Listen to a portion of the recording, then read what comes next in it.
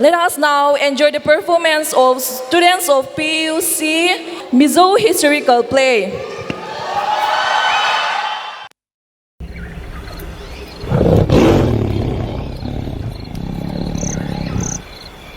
The strength of a tribe comes from the strength of its leader. This is the story of a great Mizo chiefess, Ropuilaini, whose strength and resilience in the face of adversity will forever be an inspiration to all Mizos.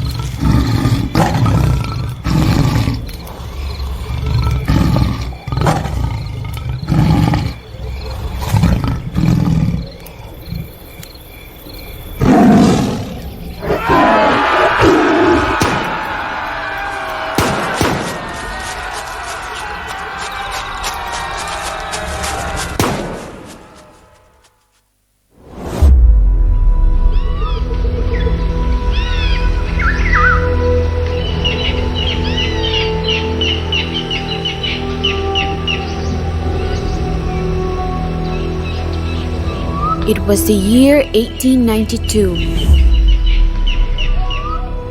The British officials were touring Mizoram, known as Lushai Hills in those times.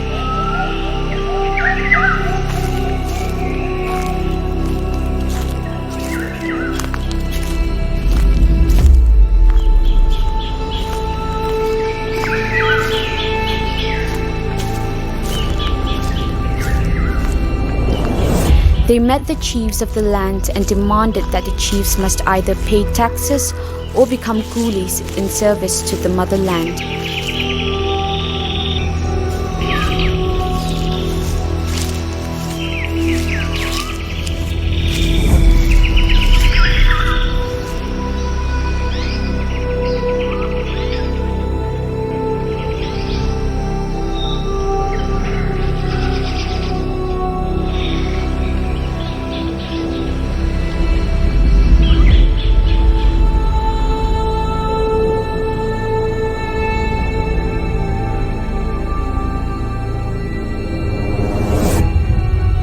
The British were planning to build a road from Chittagong Hills into the heart of Mizoram that stretches up to the Chin Hills of Burma.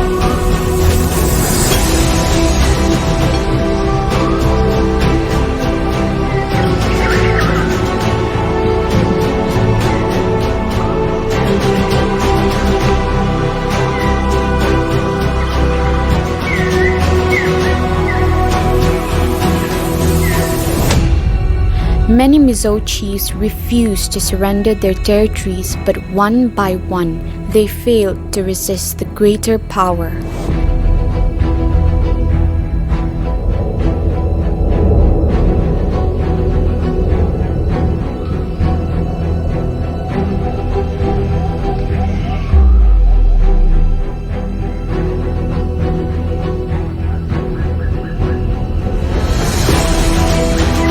Then the Britishers came to Lalnu, Ropuilaini's village, where she presided as the chiefess after her husband died.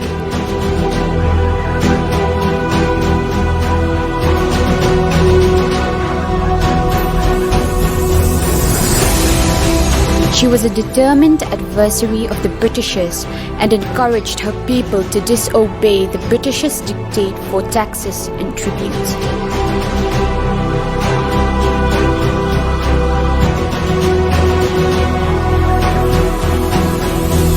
Reported to have declared proudly, "My subjects and I have never paid any taxes, neither have we done any forced labor. We are owners of this land."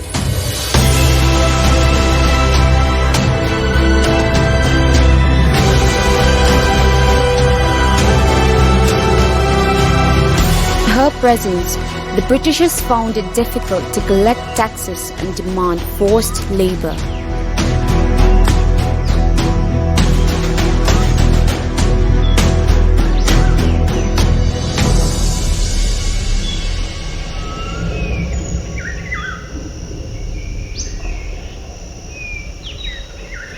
Ropuilaini was determined to protect her people and the land no matter what it took.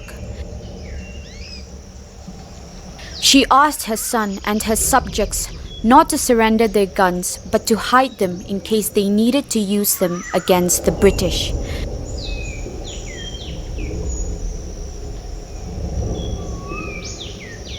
In spite of this, her northern allies, namely Chief Kairuma, Chief Zaduna, and Chief Dokuma, then yielded to the threats of the British. Ropuilaini was shocked and felt betrayed, but she would not relent. She knew a true chief must hate injustices in their own lands more than anywhere else. She bravely proclaimed, "Even if you all surrender, I, the daughter of Lalsavunga, the brave ruler of the north, am here, and I will never surrender to the foreign rulers."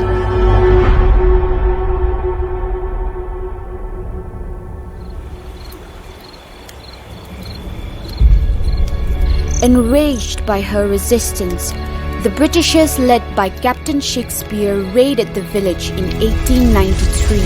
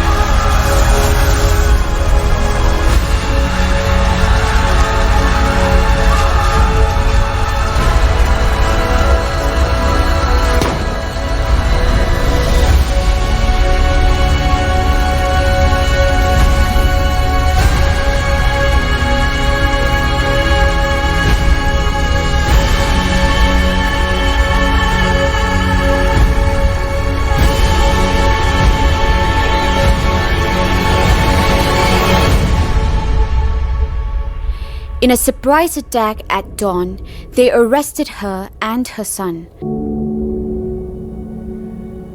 Her people were disarmed.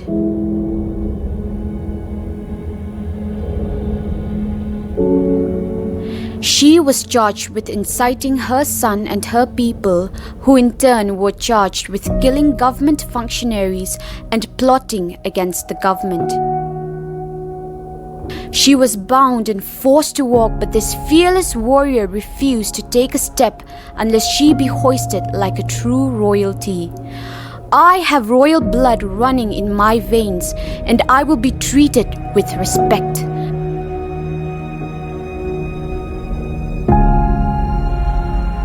Her captors had no choice but to concede.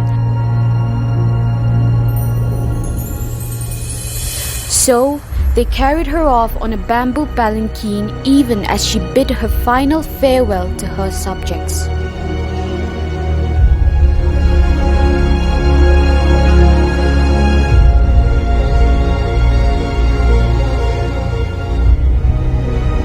Her enduring courage and sense of dignity had a profounding influence on her British captors.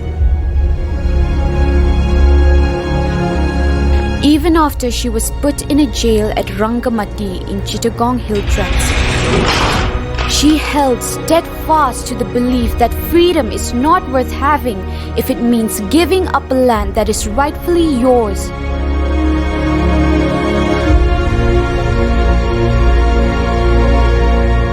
And after 2 years, she took her last breath in this prison, never once admitting defeat, and died victorious, and the ground she was laid in remained forever a Mizo land.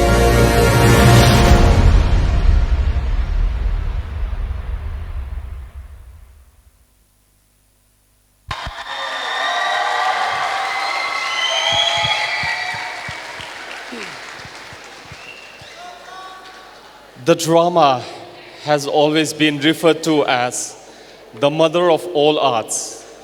Thank you, Patsunga University College students, for that awesome performance.